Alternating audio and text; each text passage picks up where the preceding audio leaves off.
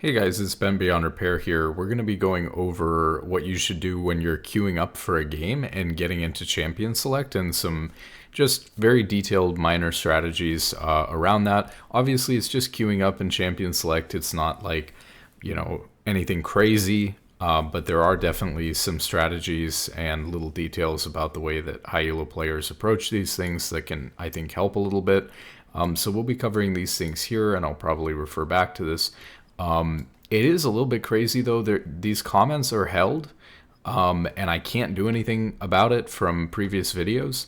I don't know why YouTube is holding this comment here that says free speech seems kind of basic, yet here we are. And there's no way for me to approve the comment, even if I select all up here. So I don't know what to tell you about that. That's interesting. I'm also going to be looking at my Ultimate Braum guide, which of course you can find the link to this in the description, but this is all over the place.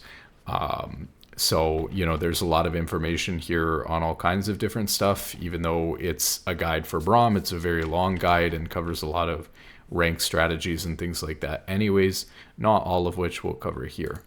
So number one, when you go to queue up, for a game, there's going to be some basic things that you do. So like you're going to select your role, number one. And when you select your role, like I can see, obviously as a support player, my role happens to be priority right now. But let's say that I wanted to get AD carry or something like that. Currently, because AD carry is not a priority role, if I were to queue up for AD carry right now, I'm more likely to be put into my second role. I'm more likely to be autofilled, and I'm really, really likely to be put in my second role if my second role is priority. So what this is telling you right here is that there are too many people queuing up for AD carry mid and top right now, and not enough people queuing up for jungle and support. This probably is something that might apply more to high elo than everyone in general, but it's definitely important to note that I've also heard that this can vary a lot based on the server and the role that people main the most on the server. But basically, one of the things that you can do with this is you can just exit out of the lobby that you've created and re-enter the lobby and see if any other roles are currently priority. So, currently we have support and jungle are priority. And we can just kind of wait a little bit. We'll check back later in the video. But essentially what you do is, you just check back, and now look at that. Bot lane is now priority. Now, why does this change actually quite frequently? I think the reason for it, especially in high elo, is that there's not very many players. So imagine you have, it's like midnight right now. Imagine you have 3 support players or 4 support players around Masters 100 LP queuing up for a game. What's going to happen is when a lobby goes through and those people are no longer in queue, all of a sudden you move from having 3 people, in queue for that role to having 1 person in queue for that role. Well, now you actually really need another person. Otherwise, you're going to have to autofill somebody into that role.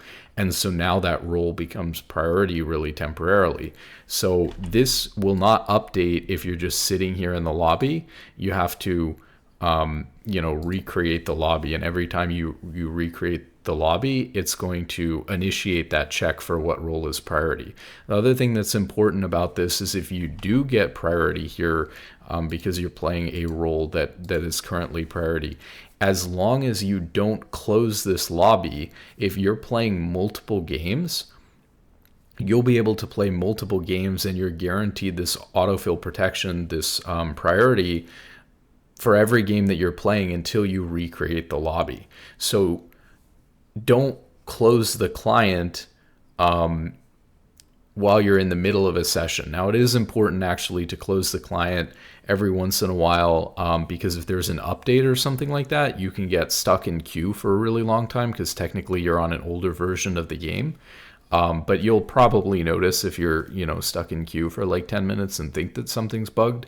But that is important, that sometimes you really should be resetting the client. It's actually not a good idea to leave the client open overnight, because oftentimes if you leave the client open overnight, it sounds really, really strange, but when you queue for a game, if you left the client open overnight and there was like not even a patch, because patches are, once every 2 weeks, but there'll be, mid-patch micro changes, bug fixes, and things like that.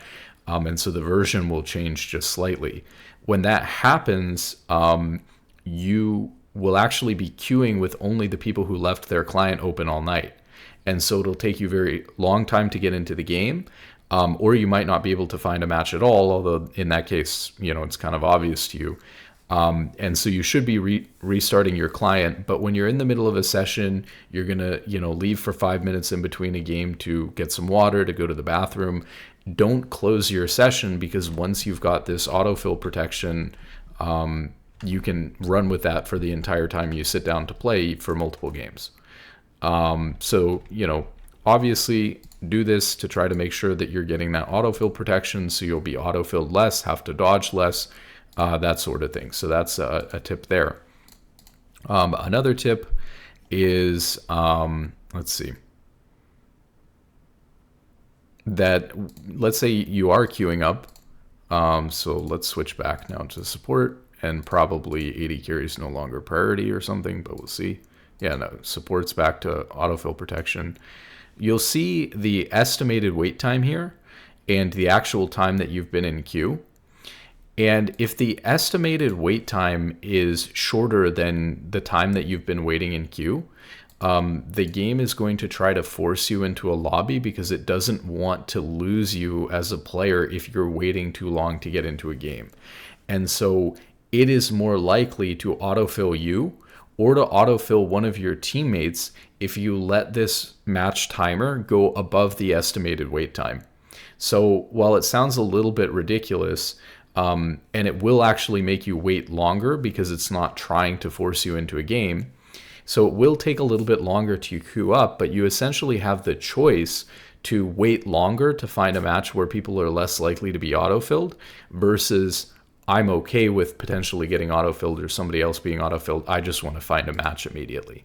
So if you're, under this estimated wait time, maybe if you're a tad over it, sometimes I'll wait like a minute over it or something like that. That's fine, but you really should decline the queue if your estimated wait time is way below, the time that you've been in queue. You're much more likely to get filled that way. And even if you don't get filled, like I said, your teammates are more likely to be filled. And that just leads to a lower quality game that's not so good. Let's see. This is kind of a high elo tip for queuing up. But so we just saw, obviously, like I queued up as an example and I declined queue. There's many reasons why people decline a queue. But in especially low masters, it's really not good if someone declines a queue. Of course, it's possible that they just went to the bathroom, or they were making a video and decided to show what they were doing when they're queuing up. But it's really bad when somebody declines a queue. And one of the reasons why it's really bad is because in low masters, win trading is very prevalent. That's because in order to prevent yourself from decaying, in low masters, you really have to average about one ranked game a day. Otherwise, your account will decay. And so a lot of people will win trade, meaning they'll say, you and I are both like masters 20 or 30 LP or something like that. Neither of us want to fall out of masters. So we'll queue up at the same time, communicate whether we're getting a match found at the same time or not. And then if we don't get a match at the same time, we're going to decline. And then we're going to queue up again and try it again. And then if they get into a match with each other, obviously they're going to win trade. The first guy is going to take his turn losing, and he'll lose. And he'll lose 20 LP, but then the second game, the other guy will lose. And so, in terms of LP, they're net even at, plus 20, minus 20. They'll just be at 0 LP. But what they've done is they've banked 2 games, which gives them an extra 2 days of not decaying out of Masters. So a lot of players who were either boosted, especially to Masters, or who are really desperate to stay in, will do this sort of win trading thing. And so in high elo, even in GM and Challenger, it's a very bad sign if somebody's declining the queue. I think it's even worse nowadays. You saw I got a little warning. If you decline the queue nowadays, I believe it's 3 times in a row, you'll actually get your first dodge. It actually counts as a dodge if you decline 3 times in a row. So one of the reasons why that was done is to prevent people from being able to win trade like that and snipe lobbies.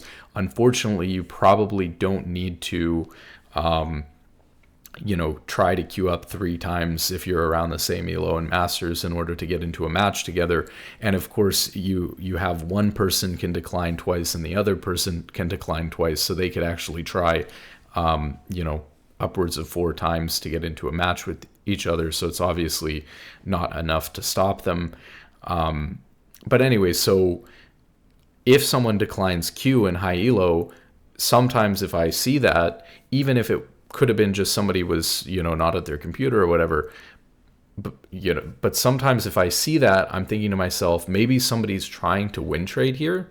And for me, it's worth it a lot of the time to just say, I'll go watch a YouTube video for 5 minutes and let these people pass through queue, and I'll get a fresh lobby where I know there's not a chance that somebody's win trading the game. But that's more of a high elo tip for queuing up. This is kind of important for when you get into Champion Select. We can take a look here at this situation. So I've talked about this before, but Red Side was winning a huge number of games, and then Riot made some balancing changes to matchmaking and things like that, which unfortunately went the other direction, and so now Blue Side has a slight advantage. Although the good news is that it actually does look like in most ranks, Blue Side's advantage is somewhat minimal, right? We're talking about a 51% win rate for Blue Side in solo queue, as opposed to what it was before, which was more like 53% for Red Side. So that's fine. But actually, if you look at Masters Plus, Blue Side currently does have a 54.4% win rate, which is quite substantial. So there's an argument to be made that you should just dodge if you're on Red Side. Obviously, this is a strategy that would probably not be implemented by most people. Most people are not going to want to do this. But some really good solo queue players like Dopa for years have sworn by like dodge maxing and absolutely using any information that they have, such as what side they're on, in order to dodge games and give their account higher MMR. So what is this going to mean? What would that look like if you actually dodged every game you're on one side of the map?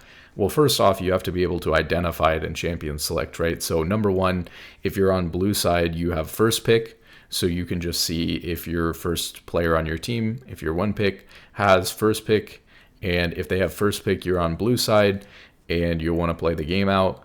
And if you're on Red Side, you won't have first pick, so you can tell what side of the map you're going to be on, and then you can dodge accordingly. Now, most people, like I said, would not use this information or do anything with it or dodge that frequently, because it means that they wouldn't really get much chance to play the game. But what you have to understand about maybe somebody who's abusing a climbing strategy like Dopa is that the way that he's looking at it is, I don't care how many times I dodge. Waiting is not a penalty, right? There's no penalty to your MMR. Waiting is not a penalty. Losing LP is not a penalty either, because you'll gain all of your LP back because your MMR is so much higher than your rank. So imagine, for example, that you lose 5 LP on a dodge. Over your next 5 games, you're going to gain that 5 LP back by maybe gaining an extra 1 LP per game, or losing 1 less LP per game, even if you lose, over your next 5 games, because your MMR is much higher, or even just a little bit higher than your rank. And so that's going to help your MMR. So any LP that you lose from dodging, you're going to get back in the long run. Any, time penalty that you have doesn't really mean anything in terms of your rank. So there are high elo players who are literally going to dodge half of their games because they see that one of their teammates is filled and asking for another role, or they're filled, or they get into a bad champion matchup, or they think their team comp is really bad, or they're dodging all of the games on red side, or a combination of all of these things. And you could easily end up with an account that's dodging 60 or 70% of the games that it's getting matched into. And as a result of carefully dodging based on all of those factors, that player may normally be a 55% win rate player in like low masters, but that player, because of that dodging strategy, as long as they consistently keep doing that, might put themselves in such favorable games that they're able to reach a much higher peak because of that. Maybe they get GM or something like that because of that. Most people are not going to use this, and as I said, the win rate for blue side is much, much smaller in lower ranks. But I still think that it's worth thinking about and noting, because this is something that obviously high elo players sometimes take advantage of. Let's see if there's anything else here. Oh, I should mention this because it's kind of important, but I'm not exactly sure how this works because it's somewhat new. Riot said that they introduced better autofill and second role parity. As a result, it's much easier to win if you're in your second role or filled compared to before. If you're capable of playing a second role at the same level as your main role, so if you can play two roles pretty much equally, it can be beneficial to play out those secondary role games, since you're going to have a better chance of winning because the person on the other team who's getting their secondary role doesn't really play their second role. So imagine for me, for example, if I get mid and don't dodge and allow the game to go through, me playing mid as a secondary role compared to someone who like legitimately plays mid and top, it's a completely different story. But the way that the matchmaking is going to consider it is, okay, that person's second role, your second role, it's even. But the player who actually plays those two roles is going to have a major advantage because they're actually decent at mid and I'm terrible. So what's going to happen is I'm going to get destroyed and we're going to lose the game. So as a result, if you could learn a second role and be able to play it as well as your main role, if you have enough time to do that, or ideally if you are already good at a secondary role at pretty much the same level as your main role, it's actually beneficial to like put your main role potentially as your second role. So you queue up for your best role as your second role, and then dodge your primary role games, and then play out the games where you're on your main role but you're getting your main role second. Because when you get your main role as a second role, it's putting someone on the enemy team who usually 90% of the time after this change, it's putting someone on the enemy team who's either in their second role or autofilled, and they probably do not play their second role as well as you play your main role, or as well as you play your second role if you're actually good at your second role. So it can be, I think, an abused strategy to basically try to queue up like that with your main role secondary and dodge all of the rest of those games. That would require a tremendous amount of dodging though, which again I don't think most people are open to, but it's definitely a strategy, a can of worms that Riot has opened up. Let's see. So that's about the extent of the queuing strategies. Then when we get into champion select, there's a lot of stuff going on there. So the game starts in champion select. It's time for you to actively think about what order your team should be picking in, and you should pay attention in case people want to trade. If you get an off-roll dodge, you can't dodge based on your teammates anymore, meaning you used to be able to see your teammates' usernames, copy-paste their usernames joining the lobby into websites like ob.gg, and you could look up all of your teammates and then dodge if your Riven one-trick top lane decides to pick Teemo. And you can't do that anymore. There are external software, right, to see who your teammates are in champion select, and then dodge when you see those situations happening, but it's not something I do. I don't believe it's super detectable, everyone says that like there's not really a good way for Riot to detect it. But Riot said that basically any third-party application that is revealing information to you that you're not supposed to have, and very clearly you're not supposed to have that information on who your teammates are, if it gives you an unfair competitive advantage, it's bannable. And so I think that even if Riot can't detect it, it's like an unfair advantage, and it's bannable. And I don't want to get banned, and I don't even believe that you should take unfair advantage of things like that. So, for example, you could stream snipe people, or and then ban their champions, or you could watch people stream, like ghosting them when you're in game. But that is obviously giving you a huge unfair competitive advantage, and really it's just a dick move. So, don't do that. I think that that's just terrible for the game. But obviously there is software that you can use to like look up, your teammates in champion select. So it's really important. I think probably the higher up you go as well. But I think it's really important to trade, pick order and champion select. You're going to run into a million scenarios once you start paying attention to like champion select in the order you're picking in, where your team just decides basically for no reason to like allow the enemy team to get like 3 picks after your laners have picked. And that doesn't really make any sense to just give them that advantage for free. I actually am not a big believer in counter picks, because I think you should stick to a very limited champion pool. If you've got a couple of champions in your champion pool though, and maybe you've got a reasonable champion pool of 3 champions or something like that, and one of your 3 champions that you're comfortable on very heavily counters the champion that the other team picked in your role, of course, in that situation, you should go for it because you have a more flexible pool of champions. And so you can look, for a counter in that situation. But I think most of the time, especially the lower rank you are, it is a bait to counterpick enemy champions. So what I'm talking about here is when you get into champion select, let's actually just pull up. I'm not going to get into an actual game, and it won't give us enough time anyways, but let me just pull up a like a mock draft real quick. So we can look at like a fake champion select here real quick and imagine how one team could just pick in an absolutely abysmal order, in a way that just allows the enemy team to like do everything. So let's say that we're blue side and we have first pick, and we pick like the worst possible role to first pick. So generally speaking, the order you should be picking in is, I think that the most blind pickable role is jungle or AD carry. But of course it can depend on the champion. There are vulnerable jungle champions that can get invaded, that aren't great to first pick.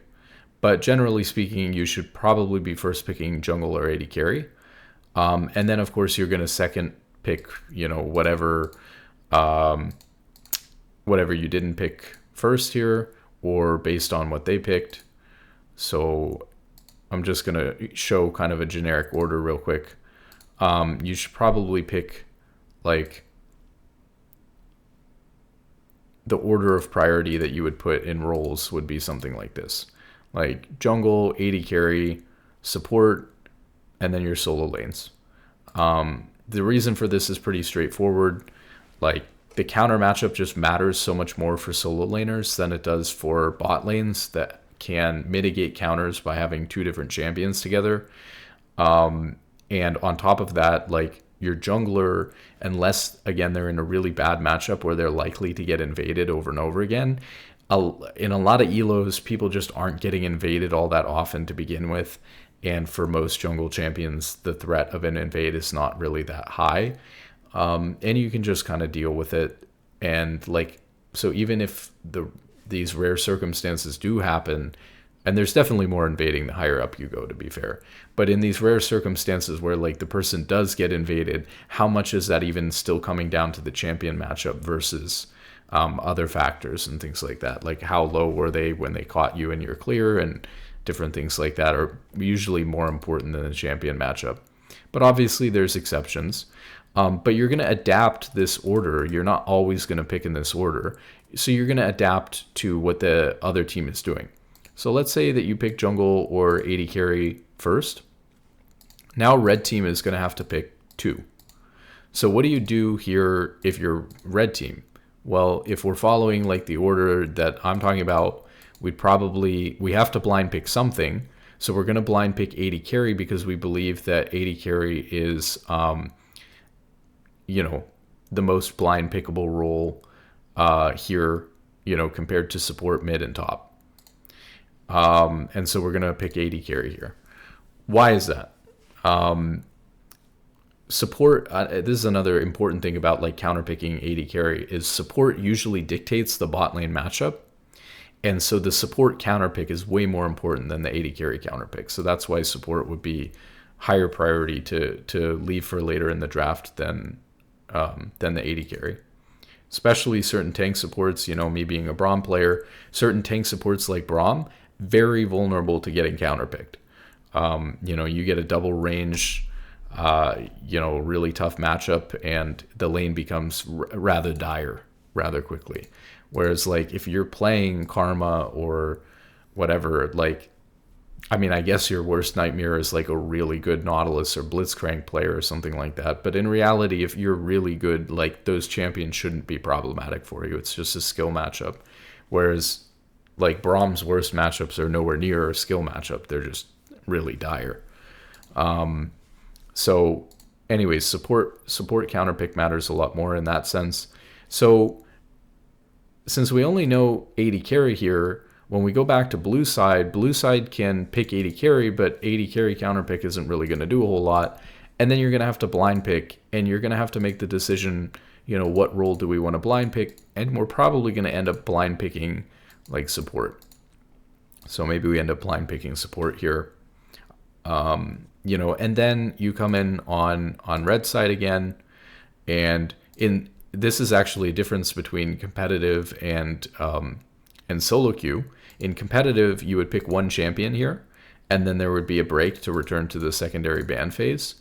Whereas in solo queue, each player just gets one ban right away before any of the picking starts, and you're actually picking R3 and R4 here. So I think it's a little bit weird, obviously, that the competitive banning system is slightly different than the solo queue banning system. But you're going to have to pick 2 here. And now this is basically the point where blue side is going to get an advantage in terms of counterpicking, because now red side is going to have to reveal, you're going to pick support to reveal the least, and you see what the enemy bot lane is and that sort of thing. But you're going to have to pick a solo lane. So you're going to have to pick mid or top lane, and so one of your solo lanes is going to end up getting countered. So the advantage really on blue side is that you're getting to first pick potentially OP champion, and you're going to counter one of their solo lanes.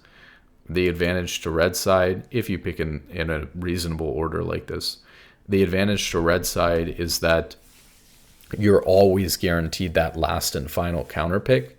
And so you are going to get to counter pick guaranteed at least one role, and any role of your choosing, basically, that you want to save for last pick, as long as you're willing to blind the other ones. So obviously you're just going to adapt in solo queue because people are often picking in a random order. So all of a sudden, you've picked your first pick, but then they do something weird and they pick like mid lane here.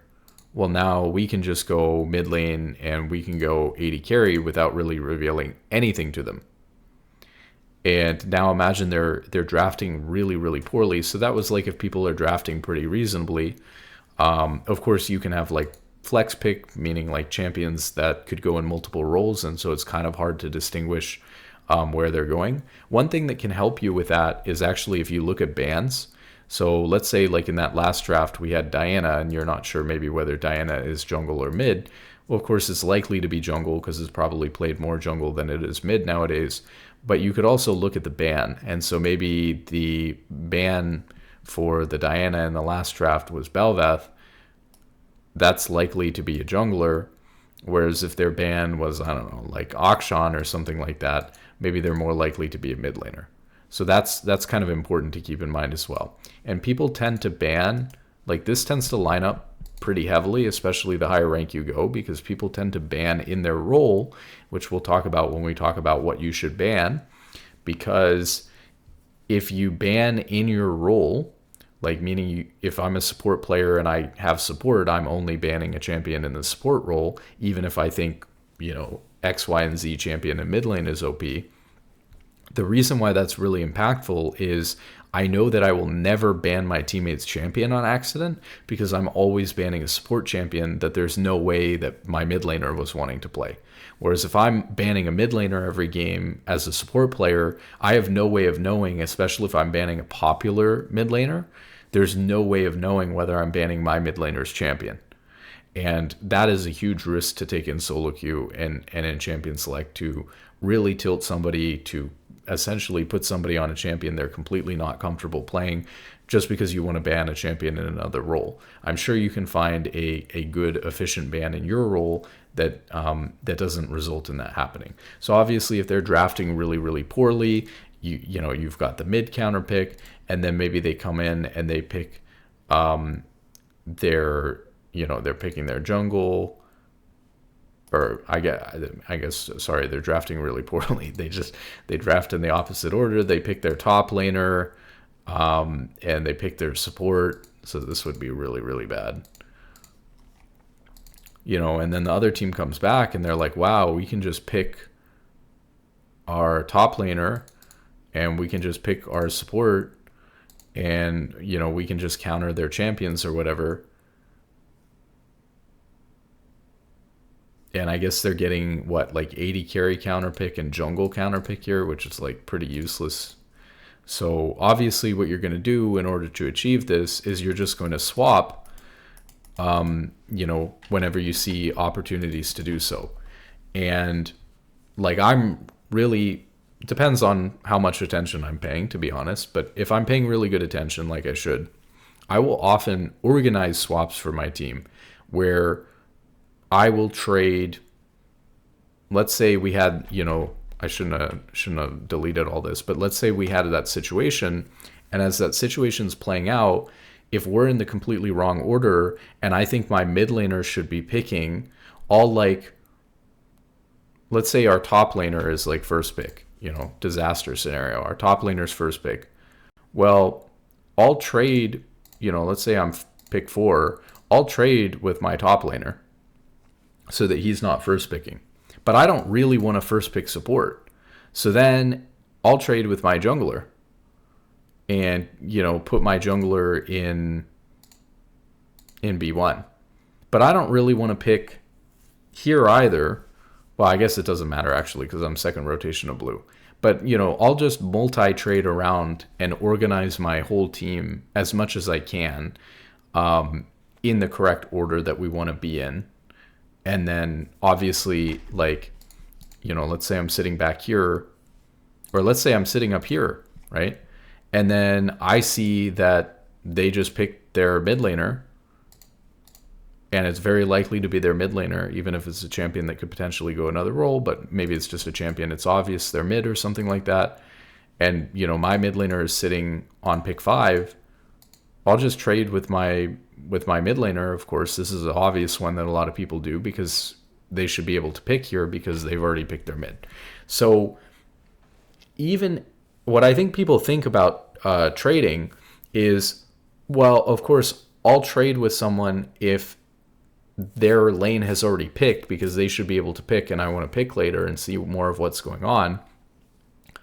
But I don't think that people really think to go the extra mile and like trade for their teammates. So for example, another example of like a 3-way trade would be maybe Aatrox is sitting here and Annie should be initiating a trade with Aatrox because they already picked Ahri, right? They already picked their mid, but nothing's happening. So I'll trade with Aatrox and then I'll trade with Annie, and now Annie is actually picking. So you don't have to rely on them to know to trade when their role has picked first, or or rely on your teammates to recognize that they should trade. Just trade them all around yourself. Now, of course, sometimes this is going to mean that somebody declines a trade, or you might even jump around in champion select and go from a nice fifth position. So it'd be especially dangerous, I suppose, depending on the role you're playing. Like if you're a top laner, you're not going to want to jump around to B1 and then hope that you can trade back. But I'm very comfortable blind picking my champion anyways, even whether it's that good blind pick or not. So I'm going to hop around. But there are definitely times when like I want to swap my whole team around and somebody starts denying my trade, and now I'm just kind of stuck early in the draft. And it is what it is. But generally, that's not going to happen. Usually people are pretty willing to accept trades. And even if one person doesn't want to trade with you, maybe you can trade with another person or whatever. So, that's really important. So when you're in Champion Select, you're thinking about the order that you're picking in and that sort of thing. Okay, and let's talk about figuring out what champion you want to ban. So if we go to, op.gg and we just look at, champions here real quick.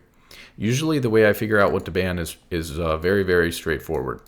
I just come to the champions tab on op.gg or any website you can use, whatever, and I just sort by pick rate. And why do I sort by pick rate? It's because you're trying to get a really efficient ban that is increasing your win rate the most. The way that you can do that is if you're banning a champion that has a really high win rate, like maybe Galio's support has a 52% win rate, or Taric has a 52% win rate, but 2% of people, 2% of games are actually having a Taric in it. It doesn't make any sense to ban Taric when I could ban a champion with a 51% win rate, but that's appearing in 11% of my games. So when I look for a champion to ban, I'm looking for a champion with a really high pick rate and then a really high win rate.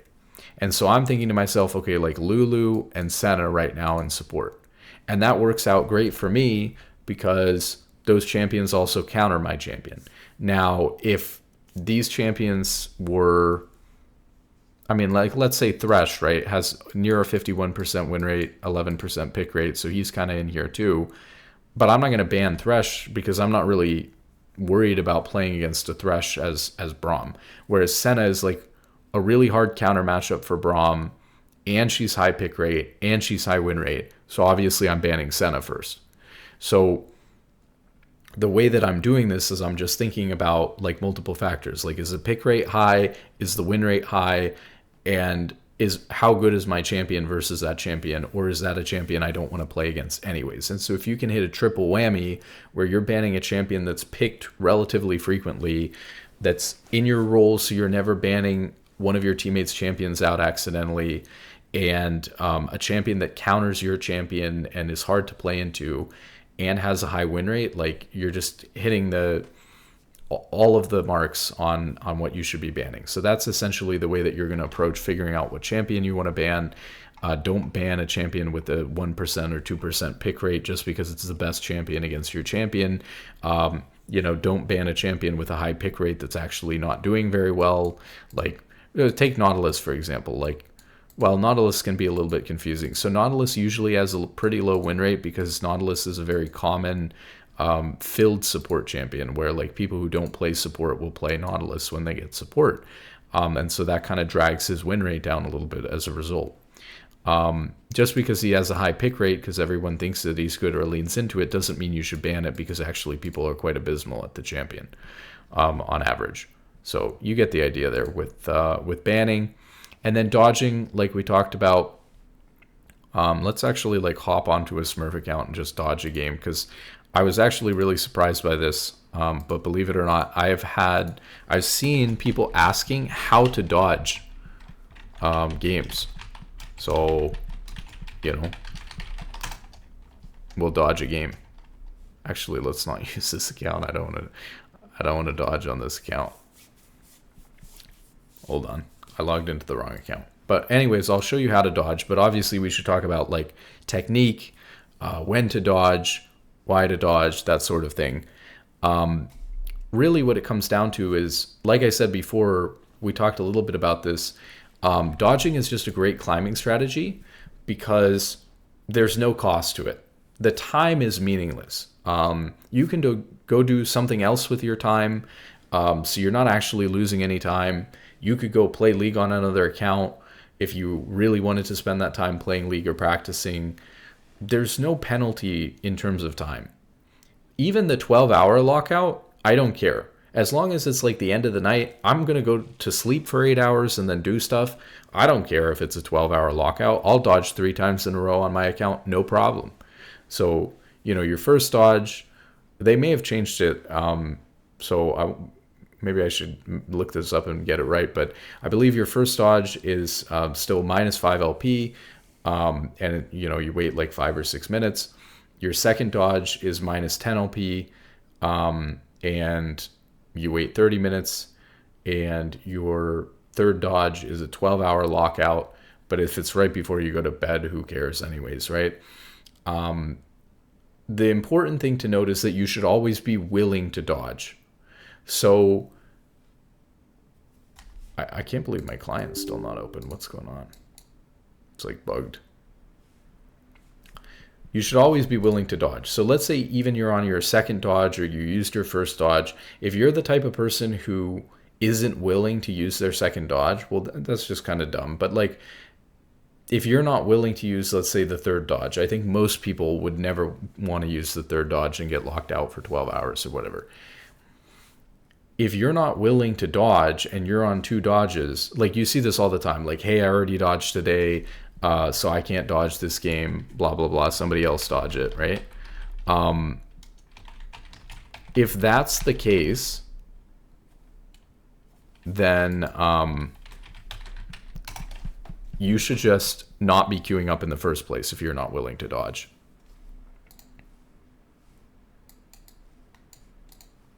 Sorry, still trying to get into this account. So the other thing you have to understand about dodging is like, okay, so what are the penalties and what are the benefits? The penalties, like I said, the benefits are immense, right? You're just going to increase your chances of winning by dodging bad situations like terrible team comp, wrong side of the map, the lower win rate, teammates flaming each other from a previous game, you getting autofilled or a secondary role that you don't know how to play, as well as your main, so you're likely to lose. One of your teammates saying that they got autofilled or secondary role and that they prefer playing another role, even if people end up swapping or whatever. I know people hate the idea of dodging for somebody else that got filled, but you're not dodging for them. You're dodging for yourself because you know you have a filled player on your team. And because you lose LP, but you gain all your LP back over time through your MMR being higher and not affected by dodging, and you lose time, but you don't actually lose the time because you just walk away and go do something for another half an hour. Or you go, half an hour is a perfect dodge timer because you just go play a game on another account and then you come back and your dodge timer just finished. So there's really not much penalty at all for dodging.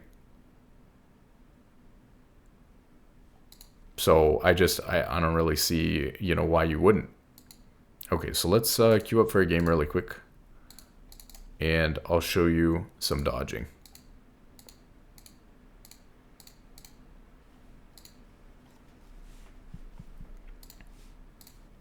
They do like to spam these notifications everywhere, don't they?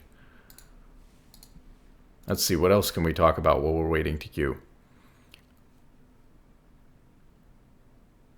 Champion counters. So I did talk a lot about champion counters in terms of why you should swap and try really hard to get the best pick order possible for your team.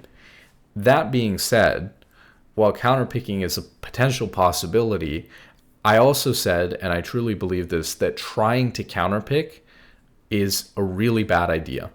I know as somebody who plays Braum pretty much exclusively that there are people who try to pick champions that are really good against Braum, like Senna and Karma, and what ends up happening to them every time is they get destroyed because they don't actually know how to play those champions, and they're only picking it because they saw that I picked Braum first.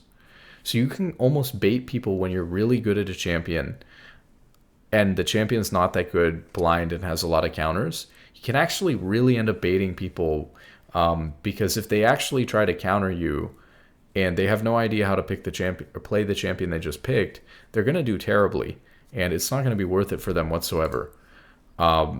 So that's really important. Don't bait yourself into playing a champion you're not comfortable playing just in order to try to counterpick somebody. You're going to be infinitely better off playing your main champion that you're really good at and comfortable on, even if the matchup isn't that great. Because in most ranks, even in Masters, right, you'll win. If you're really good at your champion, you will win. So don't worry about the counter matchup too much. And then there's more than just your counter matchup in lane, right? There's like how the entire rest of the game is going to play out. So that's all quite important. Team compositions. So, I mean, there's a lot that could be said about team compositions. And I've talked a lot before about team comps, especially in the Who's the Beatdown video. The general concept is that one team has pressure on them in order to do something in order to win the game, where the other team is just going to kind of win the game over time naturally and kind of outscale the enemy team. And I think that that puts a lot of pressure on you when you're the team that has to get ahead early in order to win, because you have to force aggressive plays, and if they go wrong, you're just completely out of the game. So when you're looking at team comps and evaluating them in Champion Select, there's a couple of things you should think about. You should think about, does our team outscale the enemy team? And I think generally speaking right now, scaling is better than hyper early game champions. And then you should also ask yourself the question, like, when we're in a team fight, how do these champions want to play the team fight? And this is going to sound pretty basic, but I think that there are really champions that want to run into the enemy team and champions that want to peel and kite back from the enemy team. So for example, Braum is a champion that likes to protect his teammates and wants the enemy team to be running into him, because when they're running into him, he can apply his passive really easily. He's not that great at like engaging a fight on his own. So he would prefer the enemy team to engage into him first and then to counter engage and to fight where the enemy team is running into him. Whereas if you pair Braum with a champion like a Nocturne that wants to just press ult and dive into the enemy team comp, they're not going to have a whole lot of synergy because of the fact that they just are trying to accomplish two very different things in a team fight, and half of your team will be running in kind of 2v5 or 3v5, and half of your team will be trying to kite back. And so you can have champions that just team fight very, very differently from each other in a way that is not helpful and really bad. And so, you know, not necessarily saying that you should dodge this all the time. Really, for me, I only dodge like when I'm autofilled. Sometimes, but rarely, I'll dodge if somebody else on my team is autofilled, or if people are like saying they're going to int in Champion Select, or like picking Nunu with Ghost Cleanse or something like that. These are situations in which I will, you know, try to do that. Okay, so like we've got a Champion Select going on here, so let's take a look at this, right? So I'm okay with letting my AD carry first pick, but like I said, AD carry or jungle can first pick. But I'm going to swap with mid here. We're going to end up being the same pick order anyways, so it shouldn't matter to him whether we swap at all. And then I would try to swap with top lane. Oh, actually, so I didn't even need to swap with mid, right? Because we're the same pick. So I could have just... but yeah, I mean, just a little trade, right? And we managed to put our team in like the exact correct order. So now we're first picking AD carry, which isn't that big of a deal. And now we're getting to counter pick support. Obviously, I'm just going to pick Braum no matter what and then dodge. You know, but in theory, right, we give ourselves the opportunity to see the most information. And while I'm not going to counter pick personally with my pool, if somebody else has even a pool of 3 champions, we're giving them the opportunity to counter pick. So we're blind picking AD carry, we're blind picking jungle, but you know, we're getting counter pick on support, and we're going to get counter pick on mid or top lane. So pretty stock standard Champion Select there. And then as far as dodging goes, right, you can dodge. The way that you actually physically dodge, for people who don't know, is you need to close the game. So you can close the game by hitting the X button, and then when you hit yes, it'll dodge. That's how I actually do it. But you can also close the game by Alt F4ing. So you hit Alt and F4, right, and it'll close the game when you do that. And then as far as the timing, when the game is going to start, you let it tick down to 1, but you don't dodge at 1 and you don't dodge at 0. You dodge right after it ticks from 1 to 0. So there's a small period of time when it can be showing 0 and you can dodge, but it has to be really, really right on the money. So you might be familiar with, for example, picking your champion at the last second, where 0 actually kind of lasts like a couple of seconds, it almost feels like. It is not like that for dodging. You cannot wait until the very, very end. You cannot wait until 0 has been up there for a second or two. You need to dodge like the split second that it changes from 1 to 0. And that's going to give you, really about the last time. So obviously they picked mid, and then we got to counter pick mid, but then they saved the Tryndamere for that. So, I just dodge here. I probably dodged slightly too early because, I dodged at 1 second, instead of right after it ticked down. But you just practice that and get good at it once you've dodged a bunch. So that's how you actually go about dodging. Of course, you can think about team comps and the way that team fights are going to play out. And a big piece of that is going to be, I don't know how much LP I had before, so that's not helpful. You're going to want to make sure, because you're dodging at the last second. Why are you dodging at the last second? You're dodging at the last second because you're hoping somebody else is going to dodge, especially if it's a circumstance where it's obvious that somebody else should dodge. So, for example, if somebody is filled and they're asking for another roll and they don't get it, right, they might likely dodge. I think that you should dodge if you're filled, right? But another thing you can do is you can let your team know that you're filled to kind of hint that they should dodge for you. And then the whole point of dodging at that time is, obviously nothing was going wrong in that game. Nobody was filled or anything like that. So I didn't expect anybody else to dodge there at the end. But by dodging at the last second like that, you're opening up the possibility, especially if there's a good reason for you to be dodging, right? Like somebody's filled. Or people are, arguing or whatever. By dodging at the last second like that, you're attempting to allow somebody else to accidentally dodge the game before you, because you'll have games where 3 people are trying to dodge the game at the last second, and if you're not the first person to do it, you're playing a game of chicken with them. If you're not the first person to dodge, then you won't be the person who loses LP and has to wait. So what you're going to want to do is immediately log back into your same account that you dodged on and get into a lobby and queue up so that you can check the timer to make sure that, you were the one that actually dodged. And you'll be pleasantly surprised, right, that sometimes you weren't actually the one that dodged, and you can just queue up right away if you want to. So, that's it. The other thing about dodging, right, is that you should actually you don't have to keep track, but I do keep track of when you dodge. So for example, if I dodged at, 3:40 p.m. on the 10th, I would write that down because the way that dodging works and the penalties work is a little bit confusing. So it's like a tier system. So every 12 hours, you move down 1 tier of dodging.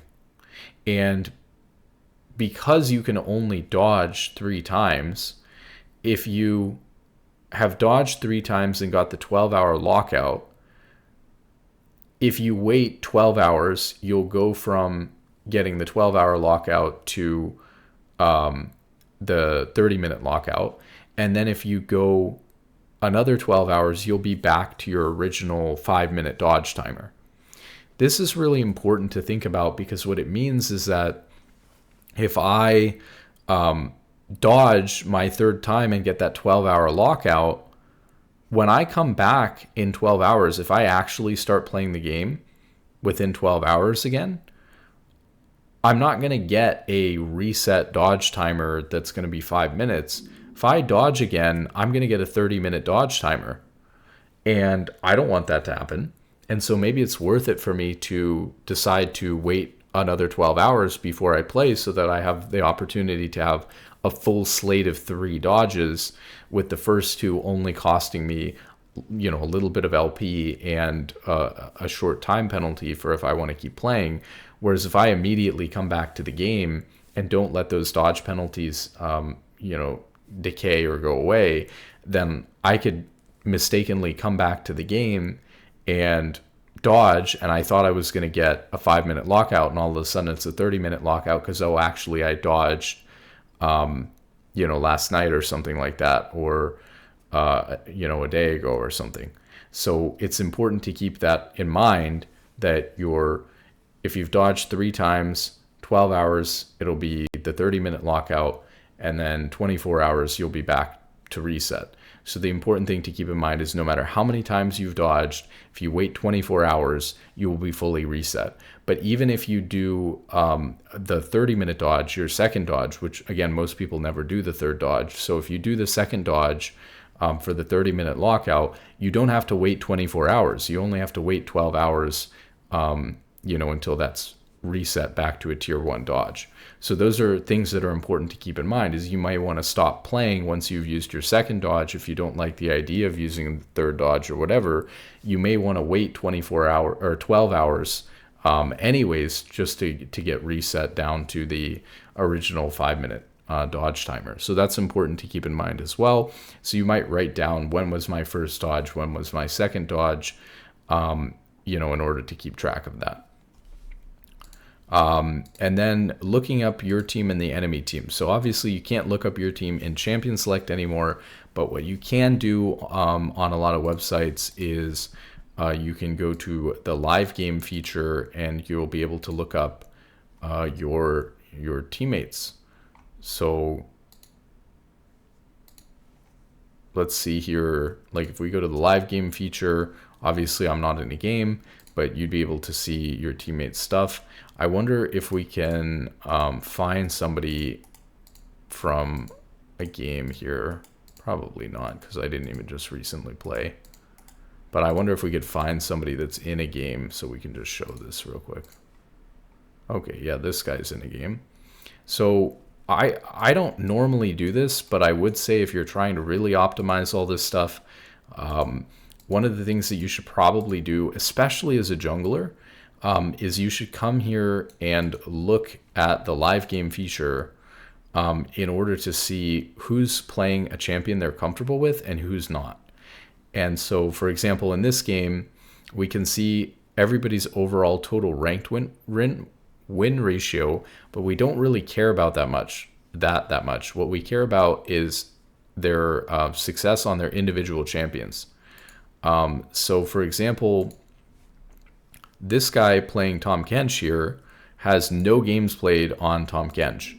So I would assume that this guy is not competent at playing Tahm Kench.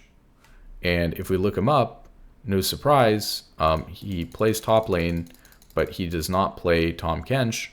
And so this is a player who is particularly vulnerable to doing really bad this game, because he's obviously not comfortable playing Tahm Kench. And we could go to his champions, and we could look for Tahm Kench, and we can see that he's never played a game on it this split. So he's first time Tahm Kench in this game, which we know, right, because he has 0 games played here.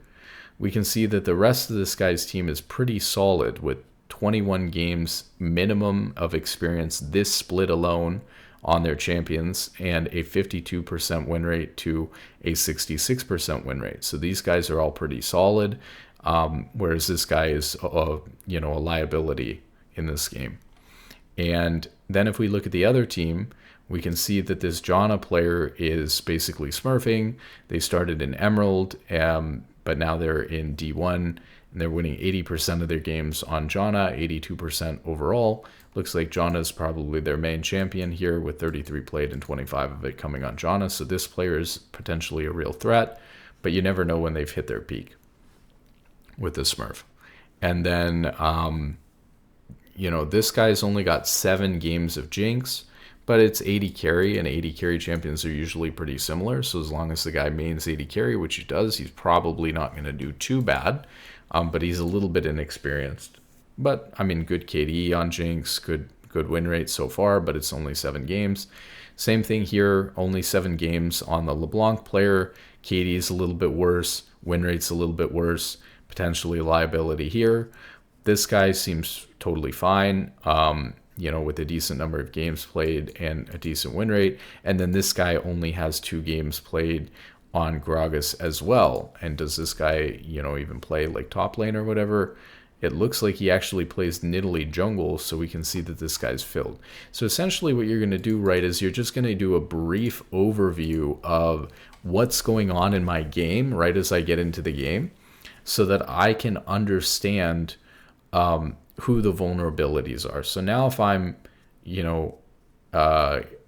I'm Graves and I'm thinking to myself, my top laner's filled and their top laner is playing a champion he's never played before, but he does main top lane, that top lane is going to be a very vulnerable lane, and it's going to be a lane where potentially there's some free kills to be picked up because the guy doesn't know what he's doing.